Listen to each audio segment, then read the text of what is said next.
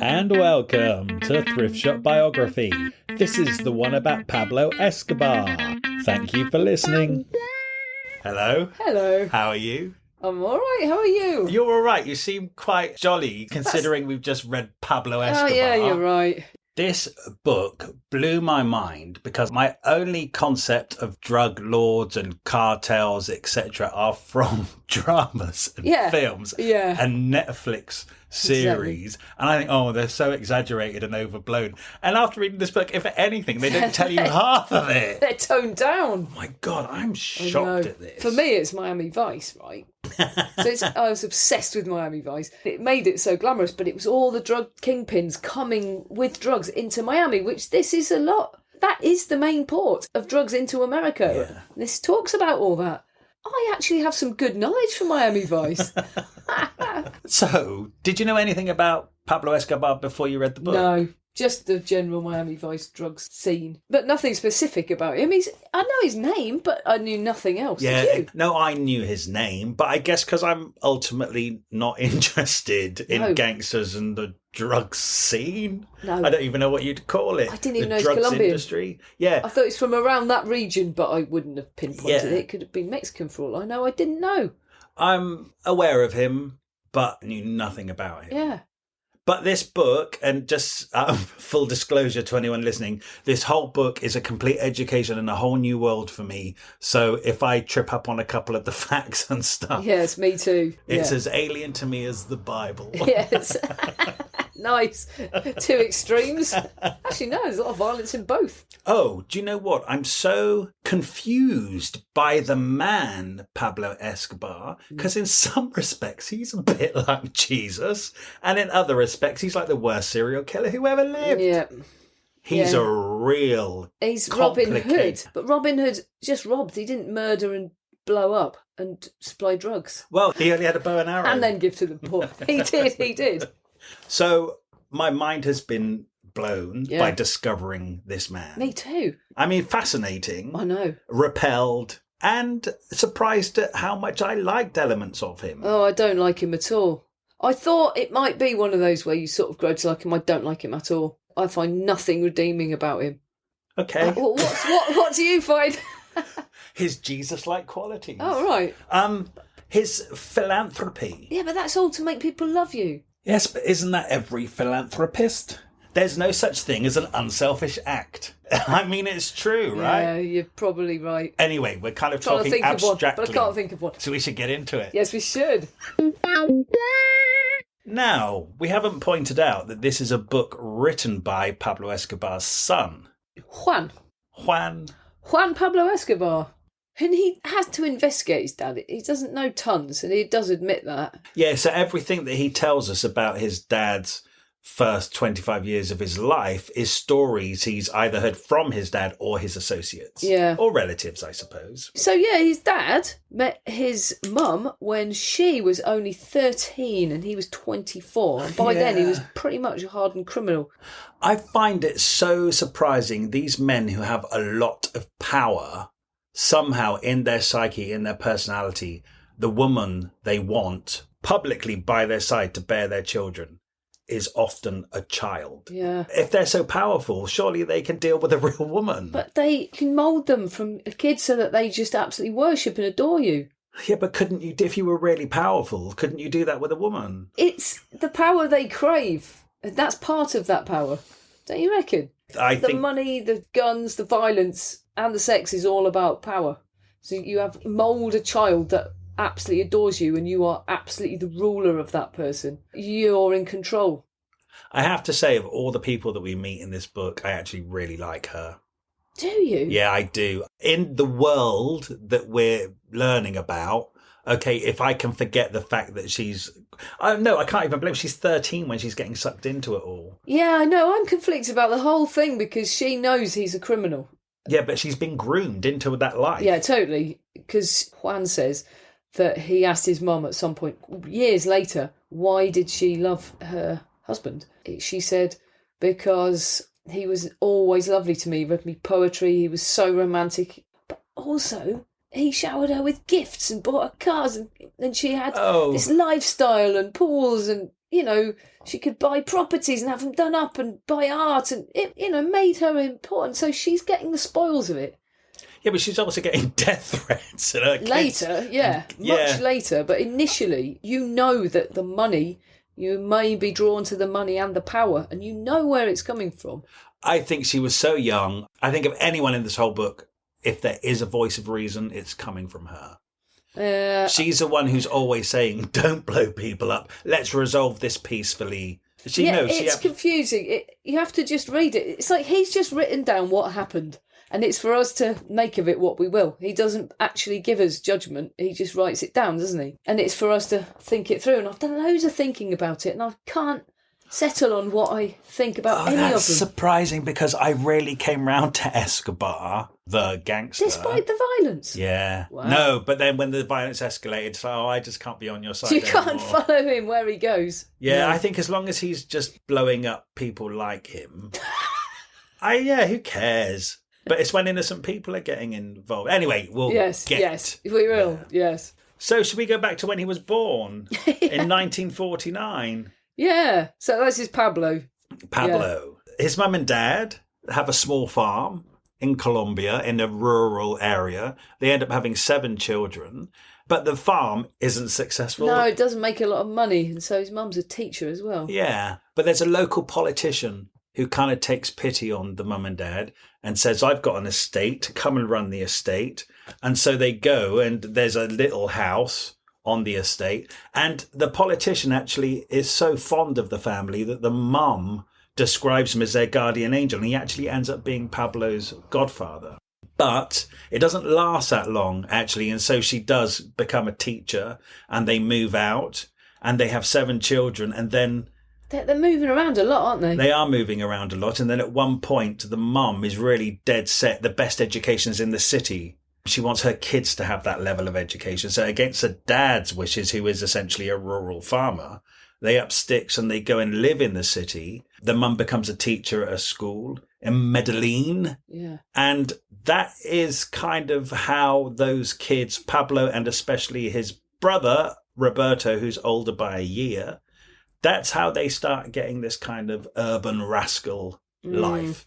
So for the first few years of their life, they had a nice rural countryside existence. Yeah. And then they're kind of thrust into city life. Once they're in the city, it said they had to walk 2.5 miles to school and 2.5 miles back, often barefoot. So they really knew poverty. Yeah. Just really basic living. So that's where the seeds would be planted. I'm going to get rich. At the time, when they moved to the city, the world is changing. Colombia is quite a violent country, and there's uprisings. It is a violent country. People are getting assassinated. It's not like this all began with him. No, there's a lot of civil war strife within the country. And, yeah. And it says there's bandits everywhere, and they come through the town always looking for people, and they'll just randomly chop people's heads off was the thing. Yeah, with the machetes. Beheading people with machetes was the thing. So yeah, you're sort of in a country where you're always surrounded by violence and fear. And that's why they're moving around quite a lot as well, to get away from that, because it's a dangerous place. Yeah, it is. And in fact, Pablo Escobar says danger becomes an ordinary part of life. Yeah. So I think that, because my mind is blown by this man's propensity for blowing things up and randomly killing people. And actually, if he's a kid and there are bandits roaming the street and beheading people and you're running away from it, it becomes normal, I guess. It's almost just sort of boys' adventure stuff, isn't it? And it's just set in your head of that's the adventurous life you can have. I wanted, because this is a retelling of Pablo's story by his son, and really I'm so kind of fascinated by this man and what he ends up doing that I almost wanted to read a book by somebody who could dismantle him psychologically. Yeah. I want to know more about why, because we get a bit about his childhood, but I want to read a book about his childhood. Yeah. So like in my head, I can figure out how he became this ruthless murderer. He's definitely a criminal. He's got a criminal mind. He knows. But probably in that country, you get apprentice, you could work in a farm, blah, blah, blah. But he doesn't want to just be okay. He wants to be rich. Yes. He actually specifically says, if I'm not a millionaire by the time I'm 30, I will kill myself. Yeah. So he's got it in his mind, and the only way to get rich is crime. get rich quick anyway. Yeah. And so, he's already a criminal. He's nicking school diplomas and forging them and selling them. Oh my God, he's into all sorts. He's into car theft. There's a lot of car theft going on. He's getting people to bring in magazines and selling them. They've robbed them off their parents. He'll do anything that's under. He nicks the bishop's Cadillac or something ridiculous like that. Do you know the weirdest thing that he steals is a skull? Oh, yeah. He wanted to teach himself fear, well, not to be afraid. Yeah. And he said one of the scariest things he could think of doing was digging up a grave, stealing the skull, and not getting caught. And he did exactly that. And then he cleaned the skull, painted it, and used it as a paperweight. I mean, that's not normal. No, it's not normal. To you and I, no. But, he is also very intelligent, actually, and he really develops a political mind. And as he's becoming an older teenager, a young man, also, just the climate. What is this? This is like 1960. Politics are in a real stage of transition, and he's going to student protests and he's becoming a part of it. And he says to people that I'm going to start a revolution of my own for me. Yeah. That's very narcissistic. Oh, yeah. You say all this philanthropy that he does. I do think some of it is for the greater good. But the more you think about it, it's all for his own gain. Yeah, I think it really is. It's all about him being the number one of everything. So everyone loves him, everyone worships him. And God forbid if you cross him, he'll just kill you. Just kill you, yeah. Wow. So this is where prison just doesn't work, because it is the finishing school of any criminal. Because he gets caught in a stolen car and he gets sent to prison. And his cellmate is this bloke called Alberto Prieto, and he's the Colombian godfather. Yeah. He gets to share a cell with him. I'm amazed that they would put him, like this little petty criminal, in a cell with the godfather. That's literally the stupidity of the prison system, because that made him a hardened criminal, because he learned all about the business. This godfather, he was a smuggler of whiskey, cigarettes and electronics, and he also taught Pablo that you have to have contacts with politicians, legislative judges.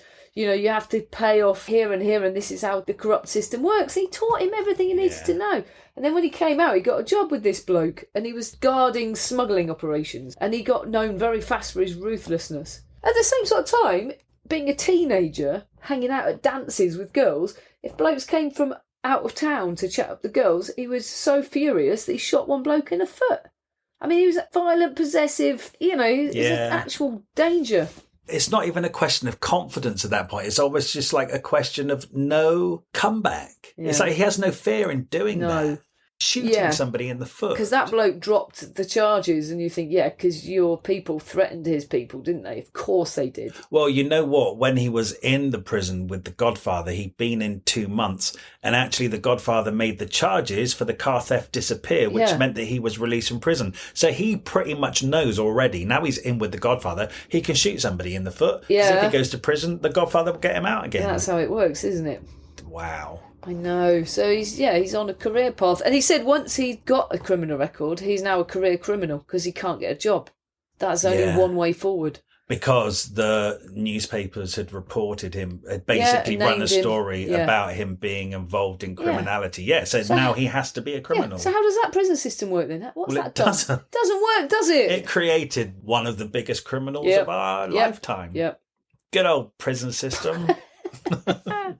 It's insane, isn't it? It's just nuts, and that costs us taxpayers to send criminals through the University of Well, it's life. A good job that Pablo Escobar killed so many of them then, because they don't cost us anything. Oh, yes. Philanthropy all the way. Yeah. You know what's sad, though? These so-called innocent people, he's arming people. He's getting really the poorest people from villages who have absolutely nothing, arming them and paying them if they kill a policeman. You could say they're not innocent, so if they get locked up or killed or whatever, but they kind of are. They're so desperate and poor. He's exploitative in the grossest sense, but he has no conscience. He just doesn't. So sociopath, isn't it? That he's born that way, surely. Psychopath. And don't you think that's a defect? Yeah. I think he's just born that way. I really, really do. Because his brother, Roberto, who was born like basically a year before him, is a criminal But I'm not sure that he's as cutthroat as Pablo. Yeah, there's a few of them, these kingpins they call them. But I think you're right. I think it has to be to do with this environment you're growing up in where fear and beheadings and violence is part of your brain. There were lots of kids growing up in that environment. They didn't all become major drug lords. No. So I think even within that environment, you still have to be born with a certain personality to end up the biggest criminal of all time. Yeah. Yeah. Yeah, that's true. I mean, it's terrifying. The first time he killed someone, so a little job that him and Mario, now Mario is the uncle of the wife, the young wife, who actually was very against that relationship because of the age gap. But then Pablo did the right thing and married her, and they seem to have gotten over it. But him and Mario took a job with some small-time crooks with this guy who wanted to stage a kidnapping because this guy's brother was a multi-millionaire. And he says, if I get kidnapped, we can hit my brother up for the ransom. So what happens? They do this pretend kidnapping, Pablo and Mario, for this guy. Mario stays with the guy whilst Pablo goes off and gets the money. But actually, the police turn up at the kidnapping where Mario is with the guy. The guy says, he's kidnapped me, makes out it's a real kidnapping. Mario goes to prison for 9 months. Pablo says, nobody gets away with doing this to my family. And he tracks him down and he shoots him dead. Yeah. That's the first time he kills somebody. Yeah. They said it might be the first drive-by moped shooting. Yes, in Colombia at least. I don't know why we're laughing. Well, they're all criminals at this stage. I don't care. Yeah. If they all want to kill each other, let them do it. Okay, yeah, see your point, yeah. Well, he then gets into basically cocaine pretty soon. Yeah. It's a bit Breaking Bad, isn't it, with all the science of it, where nearby villages get cocoa paste from, they're mostly getting it from Ecuador, but also Peru and Bolivia, and then they work on it in kitchens in Colombia and turn it into cocaine, and then sell it to US people who then take it to America. So he gets into that. They go and get a load of this paste. They work out how to make it into cocaine, and they sell their first batch for $6,000. And they think, hey, this is a really good way of making money. And before you know it, they're going to Ecuador, getting tons of this paste. They're either packing it into their cars, they're already paying other people to bring it. They've got so many ways of smuggling it, getting loads of different kitchens set up and remote farmhouses, paying a lot of different people to turn it all into cocaine. And in no time they realise that they can avoid the middleman, and if they take it to America themselves, they'll get the really big bucks. And it just escalates from there really fast. Really fast. The thing that shocked me was not just how much money can be made with the cocaine trade. The sheer amount of money. And how quickly it all happened, but also, in a way, I couldn't organise something on that scale. You're right. Starting from something so small. Yeah. It's almost like, do you remember when we read Arnold Schwarzenegger and then he just come over and started investing in property as this like 20-year-old kid who just landed in America? Yes. That's his amazing brain. Or Alan Sugar. Yes. Again. This is kind of like Alan Sugar on the wrong side of the tracks. It really is, that real entrepreneurial spirit. And organisation. He can set up the kitchens, he can set up the runners, he can set up the paths to distribute and export all of this undercover. He knows that everyone's got a price as well for anything all the way through this book. You know, even a zookeeper can be bribed a year's wages to switch painted donkeys with zebras. I love it. You can pay, everyone's got a price. But you see, the thing is, this is where he comes unstuck quite early on, because he gets a message that the authorities have discovered a shipment of cocaine from Ecuador, and they say to him, okay, but for $5,000, we'll turn a blind eye. Yeah. Meet us in this cafe with the money. So Pablo goes along with $5,000 and says, here's your payment. But it's a trap. Yeah. And they get carted off to prison again. But he also because he has influence in the criminal world, the prison's horrible that they get sent to. But he can negotiate getting sent to a more relaxed prison where they just let them play football outside. Yeah. And it's wild. I quite like this. He says that whilst they're playing football, he gets somebody to keep kicking the ball further each time. So he has to run further to get the ball. And he runs off and then he phones his wife. You see, now this is why I like her. He phones his wife And she says, no, please don't do this. Go back to prison. Do it properly, or we're always going to have a life on the run. She always tries to pull him in, and he does listen to her, even though she's still a kid at this point. Well, actually, they're married, so what is she? 16? She's a woman of the world at this point. It's so funny how you're letting this go, and I'm judging her much more harshly. And other times I'm like, yeah, Meryl Flynn, what a cad. And you're like, he's wrong. And it's weird, isn't it? Yeah. I'm just totally against all of this because they know what's happening. She knows. Oh. She's standing by him. She wants the spoils. Anyway, we've already argued this. Anyway, he served his 5 months. The charges were dropped. But that just goes to show that somebody's bribed somebody.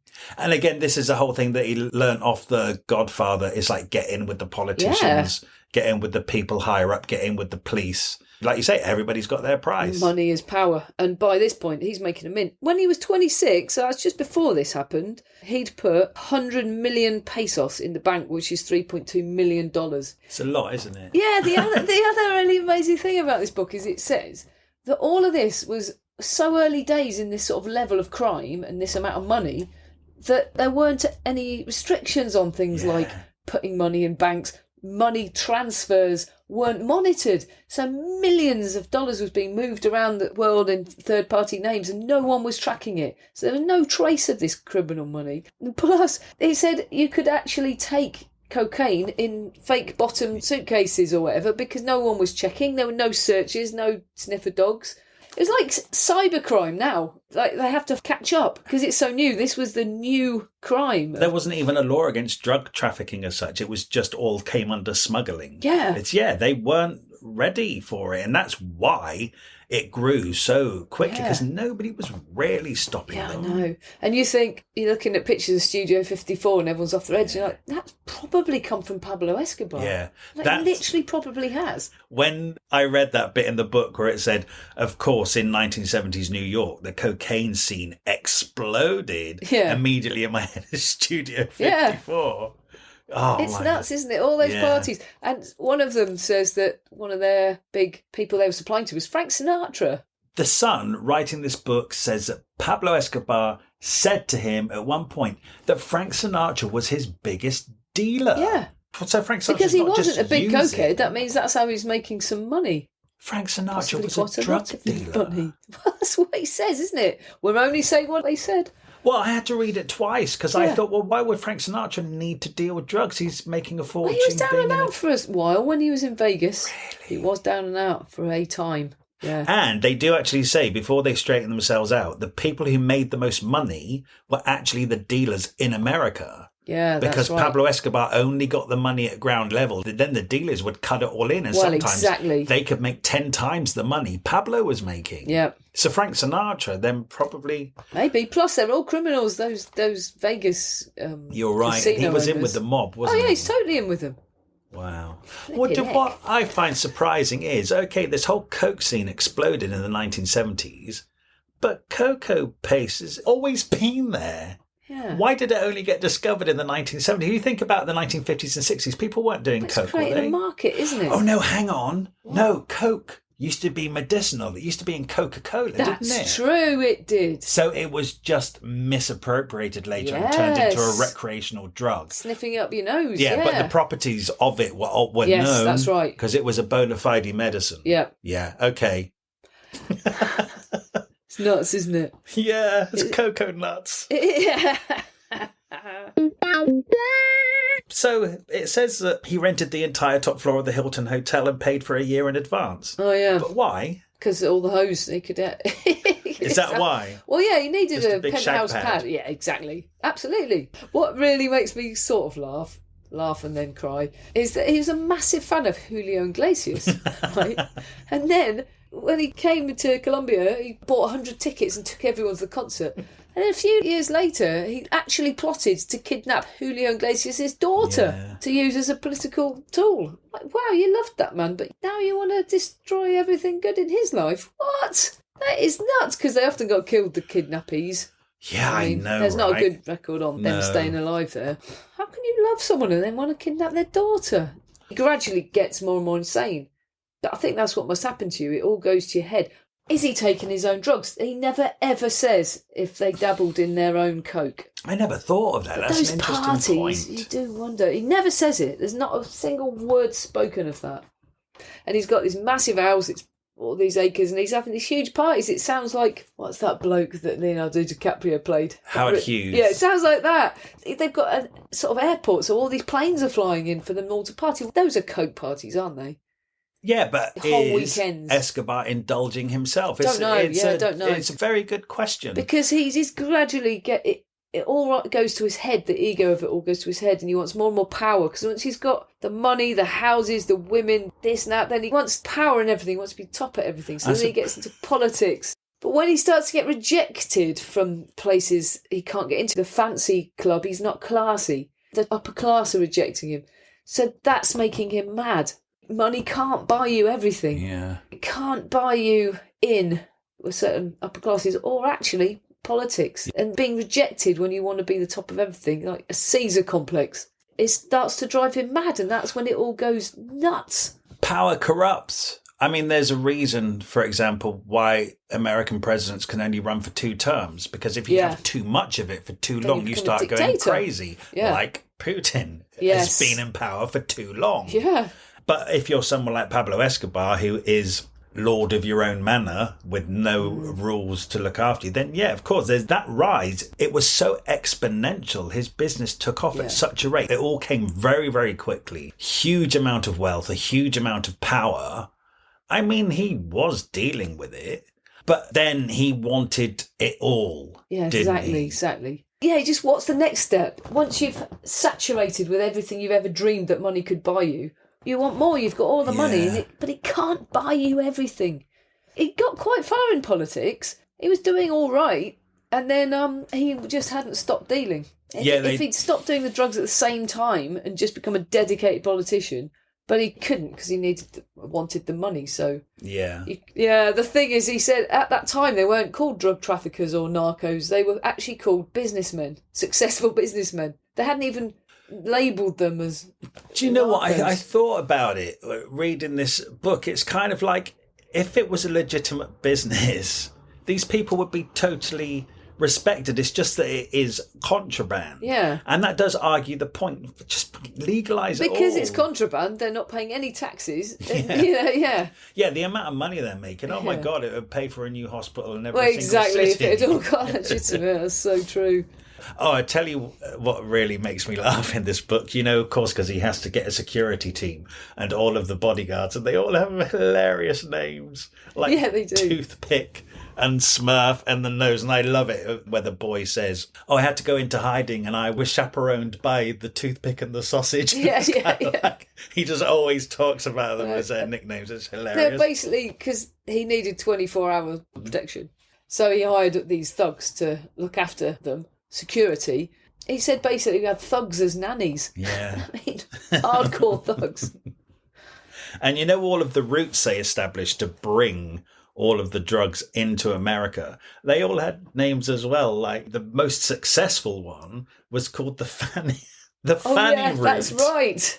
Pablo Escobar kind of says this is the route. It was the one that come into Miami Vice. Oh, a lot of them do. I think they all go into Miami. It's just where they come from. And he said that's a route which made him rich, absolutely basically. Minted rich. So much went in. Was that the one with the fish and the massive fish refrigerators? It was 3 miles off the coast. They had a big fish meal boat, which had massive refrigerators that had like 4 tons of coke in at any time.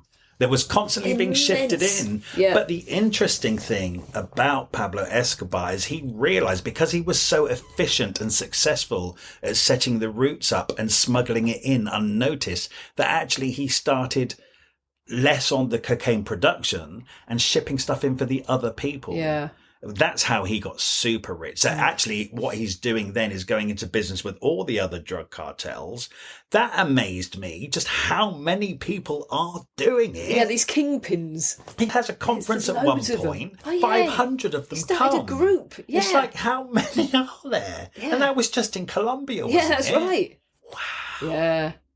I know they had the banana route, which was the banana boat shipments into Miami. And then they had the onion route, which was through Mexico in onion tractors. And they packed cars, bikes, TVs, like they had all this stuff they were shipping and just absolutely filled them with coke. Yeah. Nobody checked. I do think he actually was legitimately shipping in washing machines as well, though. He probably had to do a certain amount of stuff to be a legitimate shipper. Otherwise, they would say... Oh, you think they're actually selling the cars and bikes as well? Yeah. Sure they weren't stripping them out? I don't know. I don't know. What's the thing with the jeans? Oh, yes. They actually soaked the jeans in liquid coke. So when you dried them out, powder fell out of the fabric. That's an operation in itself. But also, he said, because they had to stay one step ahead of the police and the customs officer, right? So they start soaking it into jeans, which is mind-boggling. And then when the customs officials figured out what they were doing, they started actually soaking the cocaine into the cardboard boxes that the jeans were in. Yeah, so they tested the jeans and found nothing, and they got the cardboard boxes. And I know. Doesn't seem as efficient as just filling up a giant refrigerator with tons of coke. But... I know, but how many pairs of jeans do you have to ship? Yeah. It seems like such a faff. I know. Just ship it in the washing machine. Yeah. It's really, really interesting, all this stuff, isn't it? I mean, as wrong as it is, it's fascinating.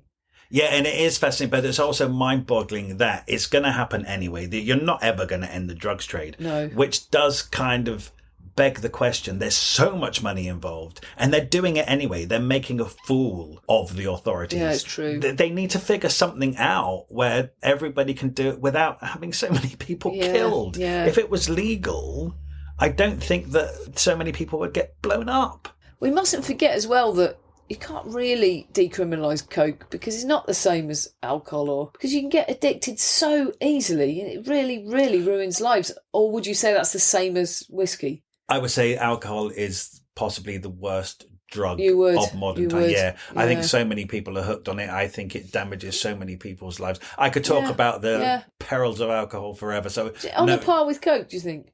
Yeah. And actually, what it does seem like is probably the worst thing for you is when all these dealers cut it with washing powder and stuff. By the way, at this point, he's got around, estimated, between 3 billion and 25 billion, and nobody's sure. Billions, though. We're talking billions. It's an incomprehensible amount of money. Yeah. To say it's between 3 and 25, but that's quite a ballpark figure, isn't it? It's massive. Yeah. Right. This is some of the things I really enjoy hearing, right? Yeah. Is he built this house, right? This house is insane. Is insane. It was called Napolese, and it had 27 artificial lakes, right? Because the boy... Juan, he had 30 motorbikes by the time he was 11 and dune buggies and 30 water scooters. I mean, how many water scooters does a young boy need? But then he said that him and Pablo go off riding them, crash one and get on another one and carry on. Anyway, he's got 27 artificial lakes, 1,700 employees, 7,500 acres, which I can't even imagine, but there's mountains within their land. Yeah. And jungles within their land. There's 3 zoos because he's obsessed with animals. Yeah. It's bizarre. 10 residences. There's a Jurassic Park area. Yes. And he's planted 100,000 fruit trees. And it's all open to the public for free. And absolutely hundreds of thousands of people traipse through there. But it's all to make him seem like the most important person in the world. I think that's okay if you're bringing... if you're bringing good stuff to the poorest area of your country. It must be weird to be from that town around there and have got a lot of good stuff from him and then realise that he's blown up half of your country. No, because I think that a lot of people do still see him as a kind of hero figure. Yeah. I think, it's hard for us as nice English people who grew up in a country with little conflict and stuff. I think if you grew up in that environment yourself, you would say, oh, good for him. He made the best of a really shitty situation. Possible. Yeah. And one sign of this was years later when they got ripped off by this lawyer after Pablo had died. The lawyer got sent to prison for totally ripping off him and his mum, and the prisoners were going to lynch him for daring to rob Pablo's widow. So that gave me an idea that he is at least an underground hero. Yeah, I kind of get it to a certain extent. I do. He came from poverty. He messed around with the politicians and stuff. I think this is why Trump is... We could almost use Trump as an example here, in that you don't necessarily have to agree with him. It doesn't matter. Half the country do. Yeah. He's been guilty, allegedly, of some despicable crimes. Yeah. Actually, half the country really love him still. Yeah, okay, true. He hasn't blown people up, as far as I know. Yeah. But I think if people like you, and I think if you've made a lot of money via whatever means, if you pump enough of it back into your community, I think those people who lived in poverty are always going to have a certain amount of respect for you. As long as you weren't one of the people in the plane that he blew up, or the Well, we'll talk about that in a minute. Can I talk about the hippos in the zoo first? Yeah. Because I Googled them. Yeah. Oh, they all roamed free. Yeah, so you had to be in your car, like a safari park. Oh, no, but this is years after the zoo was dismantled. Yeah. So when this amazing estate was decommissioned, they went in to get the animals and to rehome them. But the hippos, there's 4 hippos, and they were so aggressive that they just couldn't catch them to rehome them. So in the end, they just said, oh, leave them there. And I think there's a bit where the boy later revisits the estate and he says, it's horrible, there's nobody here anymore. And I saw some hippo eyes in the lake, right? So the hippos were left behind. Right. And then they did a study to figure out if having the hippos, who aren't native to Colombia, to figure out if they would harm the natural order of things, the flora and the fauna. And it was determined that the hippos were going to be no trouble to that area. So they left them. And then they started to breed. So now there's this little herd of hippos in this area in Colombia, just part of the landscape. Right. They shouldn't be there, but the local people have really embraced them and they love them. There's now about 40 hippos living in this village. I think that's crazy. It's a good little side story, isn't love it? It's a legacy of sorts. Yeah, because of Pablo Escobar, there's now a little horde of hippos. Yes. I love that. Oh, well, this is my favourite thing.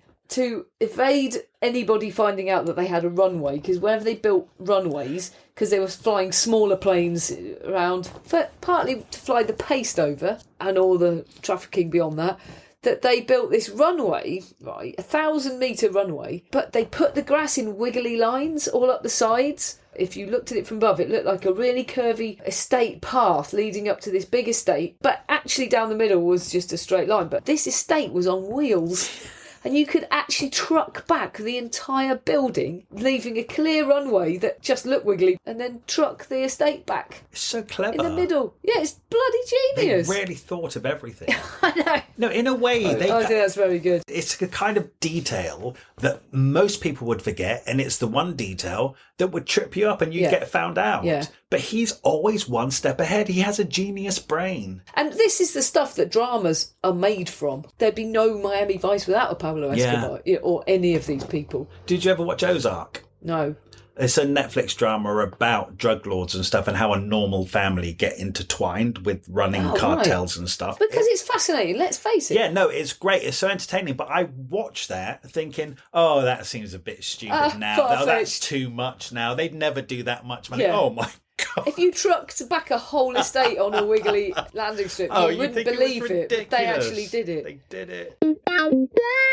So anyway, he was doing all right in politics, but then the Prime Minister at the time, Galán, said we need to restore moral fibre and kicked out the whole party that he was part of. And he was livid because he'd never been happier, his son said. He was ecstatic when he got voted in. Do you know what? I just want to say something about this politics thing. Yeah, Galán, if that's how you pronounce it, said that because, you know, this guy is a politician. Why are we supposed to believe that he has moral fibre? I think most politicians intrinsically don't have any. I'm even talking about the politicians in England right now. I'm talking about the politicians in America. Why is Galán saying, oh, we can't have these politicians whose money has come from drug trafficking, especially in Colombia? It's like the main industry in that country. He's just doing it to curry favour for himself. He knows that's a way to get Pablo Escobar out of the race because Pablo Escobar is very popular because he's been ploughing all of this money into the communities. Yes, you're right. So what does he do about it? He sets about to murder the Prime Minister and he attempts it 3 times, his people. Can't do it, so he goes after his right-hand man, who he does manage to blow up. There's a lot of different people he goes after and it's one leads to another. An old doctor friend of his is the person that had told the Prime Minister that Pablo is a major drug trafficker, And so he killed him. Well, that was a massive betrayal. Yeah, a massive betrayal. But I'm then not the lawyer killing him. who will try to take Pablo down for that murder will get murdered. And the person who reported that will be murdered. Oh, and then the chief editor of the newspaper is murdered for reporting it. And then it's literally just never ending. But then one leads to the other. When he kills the editor of the newspaper, whose job it is to report on crime, let's face it, because he's reported that, he kills the editor of the newspaper, and then the newspaper, in honour of the editor, put a statue of him outside the office. Pablo Escobar blows up the statue of him. They put another one out there. He blows up that as well. Yep. It's like, okay, a bit overkill. Yeah. And then the newsstands selling the newspaper start getting firebombed and stuff, to the point where nobody wants to stock it anymore. The newspaper goes out of business. Moves out of town, yeah. It really is. This is the bit. That's when he's actually losing control and becoming a dictator lunatic. This is where he's squashing flies. Yeah. Do you know what I mean? Yeah. This is where he really doesn't need to kill this man. He's having tantrums. He's losing the plot. Which is the point where I started wondering if he was using his own drugs. Okay. No, because he's just getting a bit nuts. Oh, I wonder if his own drug is the power. It could be. It could just be that. It really could. But, in 1987, they were in an 8-storey building. They lived in an 8-storey building. They got car bombed.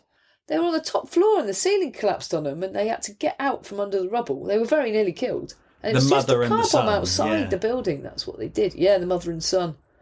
And Pablo at that point was in hiding across the hillside and he saw the smoke, and that is one of the things that sent him raving mad on a massive killing spree. Yeah, but you know what? He justifies it. When he does his worst crimes, he'll justify it by saying to his son, well, you know what? They started it because they put the car bomb out of the house and the roof collapsed on you and your mum. So actually they did that because you've killed so many people so far. Yeah, the actual turning point was when he killed that bloke, Lara, who was the second-hand man to the Prime Minister. Only because he couldn't get the Prime Minister. He's too well guarded.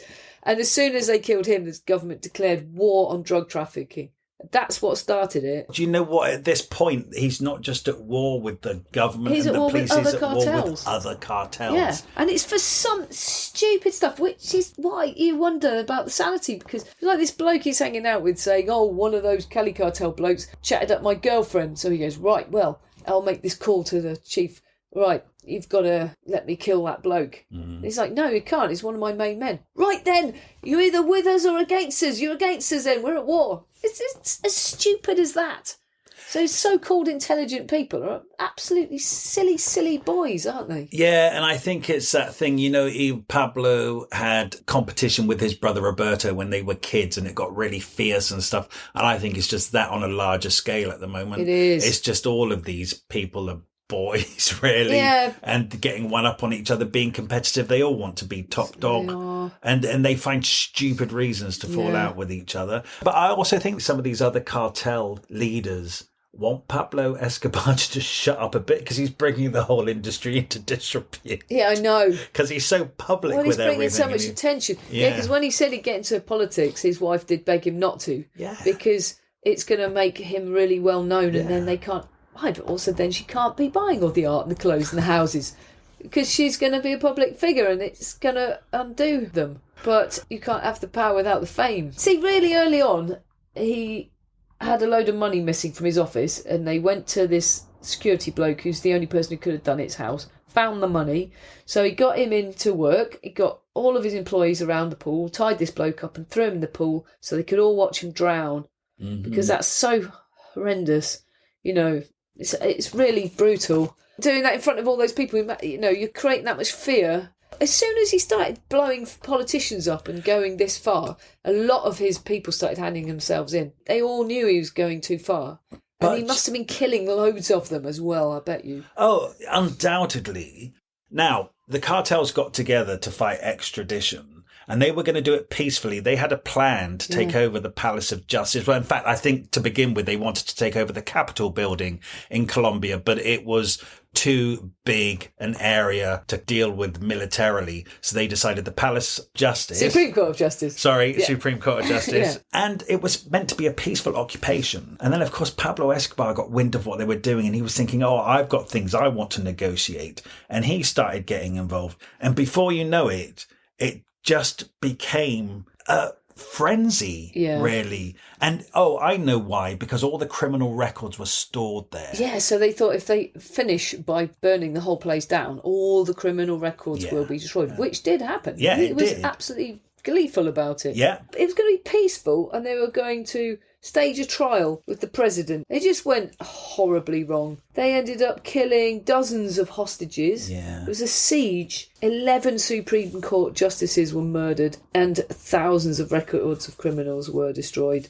And of course, at that point, nobody in those positions of power are going to dare speak up against them anymore because it's a death sentence if you do. He murdered a magistrate who'd ruled in favour of extraditions. That's all he'd done. That made him an enemy. And then another one who was investigating that. It just goes on and on and on like that. Yeah, I mean, there's so much happens that I'm already now completely confused as to where I know, we just don't need to list all the murders. There's tons of them. But yeah, all right, he was after one particular politician. So he got a young person from a family and he was terminally ill. So he paid a lot of money to the family. So this lad took a suitcase full of explosives on the plane before they used to check it. And so the whole plane blew up with over 100 innocent people killed. And that politician wasn't even on that flight. I know. Can I just say, I know you had your turning point of going off Pablo Escobar much earlier in the story. At the pool, and you had yours at the plane. At the plane. Yes. 100 innocent people needed to be killed. In fact, when I read that in the book, I thought this can't be true. So I Googled it. And yeah, it's 100% true. Of course it's true. But he blew up a plane. Blew up a bloody plane. That's insanity. But after that, he got absolutely mad for blowing things up. He blew up everything. He was blowing up buses. He was getting truckloads. Oh my God, do you know how he used to do it as well? Oh, with the coke dealers. Oh my word. Say it.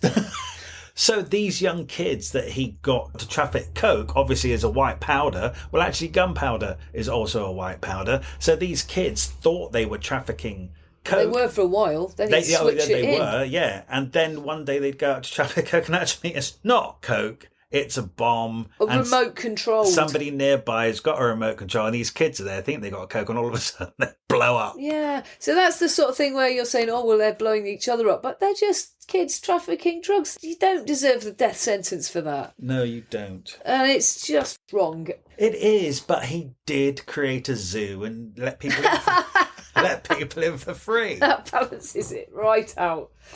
And then he's blowing up the secret police units because it's a total war, basically. And then he's arming these kids to kill police. He killed, a few hundred in 2 months or something. Police. It's a total civil war. He created a complete civil war in his own country just so that they would change the law of extradition. Yeah. And then eventually they made him hand himself in because almost everybody was either killed or handed themselves in. That were connected on his to him. side, yeah. On his side, his people.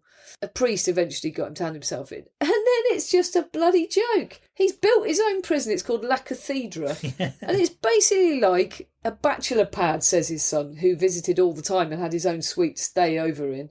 They had suites. They weren't cells, they were suites. It's insane. He says, my father drew up a document outlining the conditions of his surrender, i.e., I've built my own prison. Yeah. I'll be staying there. Yeah. And he had all his associates there. All the guards were his people. Yeah. They ate well. He ran his businesses from there. He still ran his drug trafficking. All of his kidnapping plots, all of his blowing up people plots were all run from that headquarters. He didn't need to go anywhere. Built himself a football pitch. There were trout breeding in the lake. They had remote control race car track. They were just having a lovely time. Yeah, they were. And he said even other criminals used to use it as a place to hide out. It's a joke. Of course, because he's not in a proper prison and his guards are actually people on his payroll anyway. Yeah, the war between the cartels and stuff is still raging. Yeah. So eventually the army move in. And he just runs out of the hole in the back fence that he's had plotted all along with a getaway. Within an hour, he's swimming in a pool in a hideaway house. Yeah. But he is essentially on the run. By then, he really is on the run, and not fun on the run. After that. I would say at this point onwards, it's downhill from here on out, isn't it? Which was a long time coming. Let's really long time coming. And the fact that he made it not happen for so long, I think is really quite commendable. Yeah, it really is. But he's on the run for the last 2 years of his life. It was 1991 to 93. He had a good run of it. He had a good run of it. Then he went on the run. And then his luck ran out. I mean, you could talk about this for another ages. He really details it, the son. There's so much that happens in 2 years of this little lad's life. They're sometimes split up. They sometimes try and flee to America. They go to Nicaragua. They go to Buenos Aires, then back. Then they're separated. Then they're not. He's got another little sister now. Then more people are getting killed. Yeah, and do you know what? Like, even like their nanny and their teacher are getting killed. Yeah, they are. To begin with, it was associates, and then it was distant family, and now it's the people really close to them. And the only reason this kid and his sister and his mom aren't being killed is because they literally have 24-hour security, and there's like 20 people around them at all times. Whereas a nanny and the teacher have to go home at some point, they're getting killed. They seem to feel entitled to be guarded. And I don't see it that way. I know they're not the guilty party, but imagine if it was your family that got blown up and you'd want them captured and put in prison. I'd want them all. There's one point where him and his mum, they try everybody to see if they can get out of the country because the US and Germany have all stopped their visas. They can't leave, they can't go, and no country will have them. They said, please, can you help us? And he said, are you forgetting that your husband kidnapped and then killed my daughter? Yeah, right. You're like, how can you ask that man for help? That's when you can really see that they are by association guilty. From what it seems like, they've really stood by their husband and dad, who was still a husband and dad to them, who loved them. He absolutely loved them. Nevertheless, they're constantly watching the news with him. When things blow up and he goes, that wasn't how much dynamite was in that truck. There was 3 times that. Why do they never report it? Yeah. Oh, great, we've killed him. They know everything. And he says, I do try to tell my dad, is there another way? Well, the wife said that a lot. She would say to him, let's try and resolve this peacefully. And other people knew, which is why they went so easy on, well, they didn't go easy on her, but it's why essentially at the end they got let off the hook, because they knew that in Pablo Escobar's ear, there was this wife saying, no, don't do it that way, do it this way. Not that it made any difference. Well, okay then. In 93... the police finally shot him dead, basically. Oh, okay. Well, this is up for debate, I would say. It is very possible the final bullet was his own. Yeah, he's hiding in a shopping centre. I think he's had enough at this point. Anyway, they turn up, they chase him. A gun battle ensues. He's out on a roof. He's on a roof. Police shoot him twice, but it's a third bullet which kills him, which is in the head. Yeah. And, of course, everybody wants to be the agent who killed Pablo Escobar. But the son brings up the argument, actually, it's very likely he shot himself in the head when he realised this was the end. Oh, yeah. Doesn't want to be taken into custody. I don't care, though. I think he shot himself too. Yeah. Do you know what I was really shocked about? On Wikipedia, they actually have the picture of his bloody corpse with all of the policemen around it smiling on the rooftop of the shopping centre. Wow. Doesn't actually surprise me, but I'm glad I didn't see it. Horrible. But anyway, he's finally dead, and then the story continues because the mother and son have to try and stay alive because their enemies, it's not just the government at all, it's still these other drug cartels. And their own family, like the Roberto and the aunt. Yeah, because all of them have killed all of the others. They've all it's war. But then she does come into her own, the wife, because she really proves herself to be this strong businesswoman, and she goes to every single cartel, every criminal. A lot of them are in prison still. And says, what did he owe you? What do you want? What do you need? Oh, I need $1 million. Right, I can get you $1 million. Oh, I can't get you that, but you can have this aeroplane. Will that settle the debt? Yeah. Yes.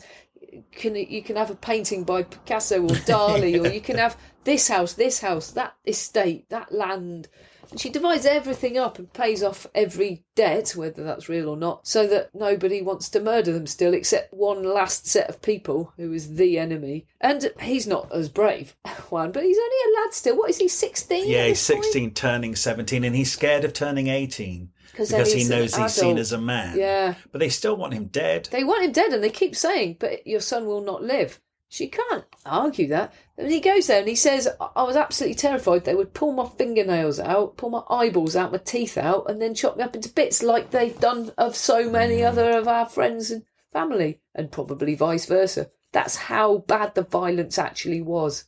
I get the rationale of wanting him dead. They said they never want another Pablo Escobar to happen. Now, this isn't the police or the government. This is other cartel bosses saying, we don't want another Pablo Escobar. It's that brutal. And he is saying, I will not avenge my father's death. I don't want to live this life of violence. I never agreed with it. But they don't know he hasn't trained him up. They don't know that. No. And they don't, I think the general consensus in that world is that the apple never falls that far from the tree. But as we know, Billy Elliot, a miner, can have a son who wants to be a ballet dancer. I feel there's a kind of parallel to this in a way. Yeah. The son is very different to his dad. Yes. But he has to convince everyone that he's not like his dad, and it's very, very hard. Simply staying alive, and then they end up settling in Buenos Aires, have new identities. Eventually they get recognised, they get ripped off. They both end up in prison. They get out, but the mother spends 20 months in prison. I did think it was a real shame that they did, essentially, the mother did make peace, pay the debts. They got given new identities. They went to another country. But then the documentary comes out about the dad with billboards everywhere. People watch it and all of a sudden they recognise they can never escape being their father's children. I don't think they're as innocent as if you were literally just the son of kids. Well, you have... I mean, the son has said that the people that were blown up on that plane, that he's actually gone and spoken to the families. Yeah, you're right. He's gone out of his way. He spent the rest of his life trying to make up for it, basically. Yeah, he trained as an architect as well and just tried to make a real living. His mother went into real estate. Okay, his mother maybe less so. Yeah, all right. It's not for me to judge. It is. I always say that, and you said it is for us to judge. We're allowed to judge. Okay, I'm going to give both the kids a pass anyway because they're kids. I'll give the kids a pass. And I don't even care that the boy was 17 when his dad died. I think for the majority of this story, he's been a child. The mother... I'll give you that. I'd say the mother probably should have done 20 months in prison, though. Yes, okay, so she has. I think that should have happened. And I think also, that would make me feel a little bit better. Let's not lose sight of the fact for the last 3 or 4 years of that whole thing, she was getting daily death threats and actually having to live in hiding and stuff herself. Yeah, they all did for years, and it's quite crap. But I would still, if I was a victim of Pablo Escobar, feel glad that they had to go through the hard times to come out to be peacekeepers. Yeah, I think all I know from the wife in this book is that she was very young when she was taken by a very powerful man and groomed to be the mother of his children. I think it was very hard for her to have gotten out of that situation. And I think within that situation, okay, she had the spoils of a life of crime, but also it sounds like all the way through, she was being the voice of reason, and she was saying to him, let's try and resolve this peacefully. I mean, she was married to a madman, essentially. Yeah. I think she was lucky to get out of it alive, and now she has got out of it alive, and I hope she has a peaceful life from now on. Yeah. And it actually does say that the boy Juan, he really didn't know if he would have kids because he didn't want them to have to inherit this awful, awful dark family history. And then he realised that if he did have them, he would make sure that every single waking minute they would be for peace and try and contribute something better to this world, and that could be their legacy. Has he had kids? I didn't look it up. It sounds like he has. Oh, I think it's dangerous to have kids with that gene in your body. No, because it can skip a generation. Oh. So he potentially, even though he lives a very peaceful life, because that's his personality from birth, he could actually then create the new Pablo Escobar. Did he have kids? Should we look him up? We should have done this. I think we should just leave it. Okay, if anyone's interested, look it up. I'm going to look it up now. Thank you so much for listening to this episode of Thrift Shop Biography. We love making this podcast and we're absolutely thrilled that so many of you are already listening. You could really help us out by leaving us a review somewhere, wherever you listen to this podcast, And if you could share us, tell your friends about us, or drop some links on social media. We have a Facebook page called Thrift Shop Biography, so make sure you come over there to hear about the episodes first and what else we're up to. Okay, see you next week. And if you're new here, there are loads more episodes now to go and listen in the back catalogue, so make sure you go and enjoy them. Okay, thank you very much.